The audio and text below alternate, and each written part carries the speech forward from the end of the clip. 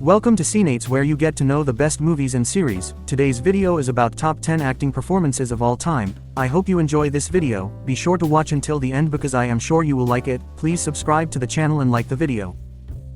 Tom Hardy in Venom. After its not-so-great big screen debut in Sam Raimi's Spider-Man 3, Venom got a new chance to shine in Sony's movie of the same name. Venom introduced journalist Eddie Brock Tom Hardy, who becomes the host of an alien symbiote named Venom, manifesting around his body as a monstrous creature and giving him super strength, among other abilities and powers.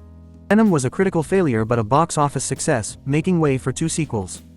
Venom was criticized for its messy plot and incoherent tone, as many critics found the comedy not fitting with the character and even labeled it as dull. His performance also received mixed reactions, but it stands as the element that saved Venom. For Venom, Tom Hardy was best known for playing tough characters in drama and action movies. So he was expected to bring that tone to Eddie Brock in Venom.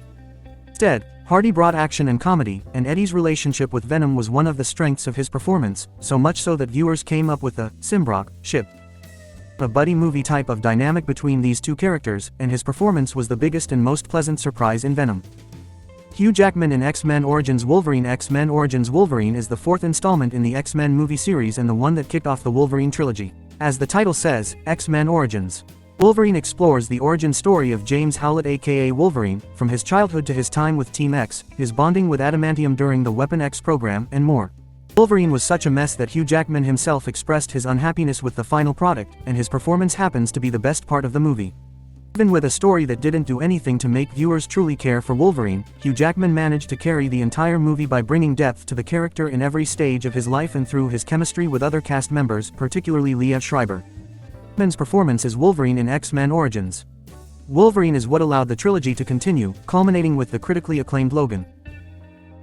Florence Pugh in Don't Worry Darling. Don't Worry Darling is a psychological thriller that follows Alice, a housewife living in an idyllic company town in the late 1950s, early 1960s. She begins to suspect something sinister is going on with the residents and the town itself, and makes an unsettling discovery.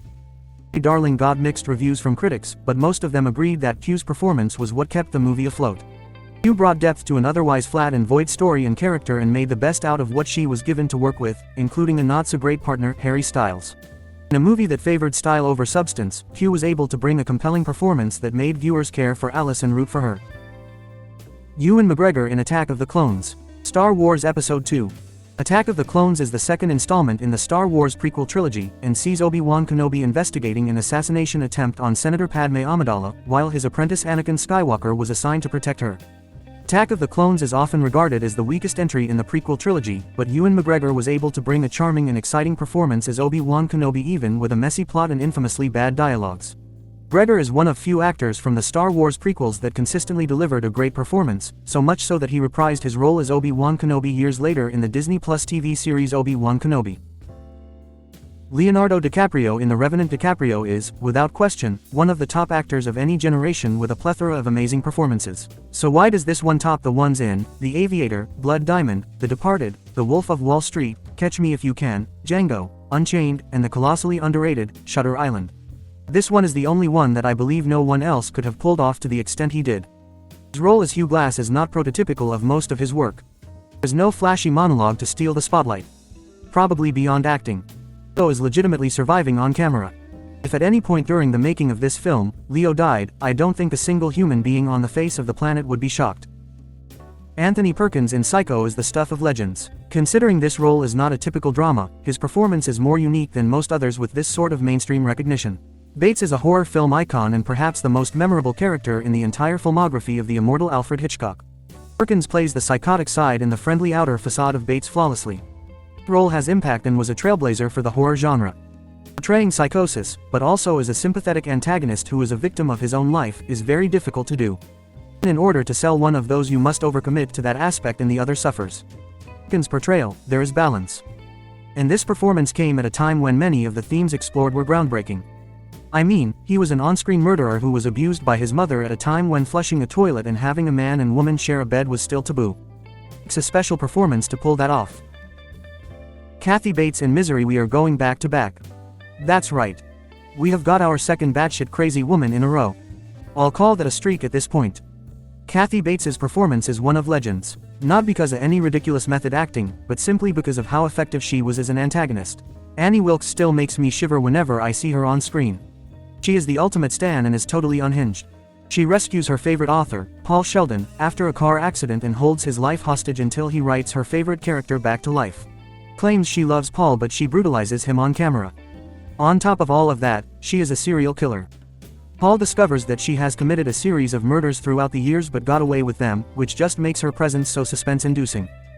Scenes that stand out the most is when she savagely breaks Paul's legs with a sledgehammer because she found him snooping around her house for that information, and when she drugs Paul and murders a state trooper. Daniel Day-Lewis in There Will Be Blood DDL is arguably the greatest actor of all time, so of course he's on this list. I had a literal metric ton of performances to choose from, but honestly it had to be his turn as Daniel Plainview in There Will Be Blood. Plainview is a ruthless oil tycoon around the turn of the 20th century, and while he isn't the typical lunatic that I've been praising in previous entries, he is psychotic in his own way. Lewis obviously is a master of his craft, but he could not have constructed a voice more appropriate for the character. It's deep, scratchy, yet oh so slimy. It's like he breathes petroleum. As a protagonist, you root for his success, but you're utterly amazed how a person could be so violently detached from humanity altogether. Meryl Streep in Sophie's Choice. I was so close to putting Meryl Streep at number 1. Honestly, if you put her there, I don't blame you at all. She is a living legend, and this performance in Sophie's Choice is her magnum opus. Streep plays the title character, Sophie, who recounts her experiences as a Polish immigrant and prisoner at Auschwitz. I hate to say that alone isn't anything special in film, but it kind of is. In fact, the film itself isn't amazing. She's tortured by her past and present, haunted by her decisions and her reality. She literally had to make a choice between which of her 2 children will live and which will die in a death camp. Yet Streep manages to convey the trauma without appearing too fragile or too strong. Exceptionally nuanced and avoids coming off as a hackneyed, female survivor character and becomes unique. Tough order to fill, yet what makes this performance so damn exceptional is how much work Streep put into perfecting her character. Actually spent 6 months learning Polish, specifically in a genuine Polish accent. Who says that's reasonable? You're a madman. This is the epitome of, no one else could this but her. Heath Ledger in The Dark Knight. If anyone knows me, this one was pretty obvious. I am mildly obsessed with this performance, both as a comic book nerd and just a fan of film. I showed this performance to my mother, who thinks I get shoved into lockers and get wedgies, even as an adult, and even she, with her out-of-touch thinking, was blown away. That should be telling. Ledger is immortalized with his performance as the Joker in the acting community. Before he took the role, fans thought he was a bad casting by Christopher Nolan. Took a character that was portrayed dozens of different times in all sorts of mediums and created something unexpected and unique. Yes, we've had plenty of psychopaths in film before. Hell, we've had a lot on this list alone. But goddamn is the Joker special.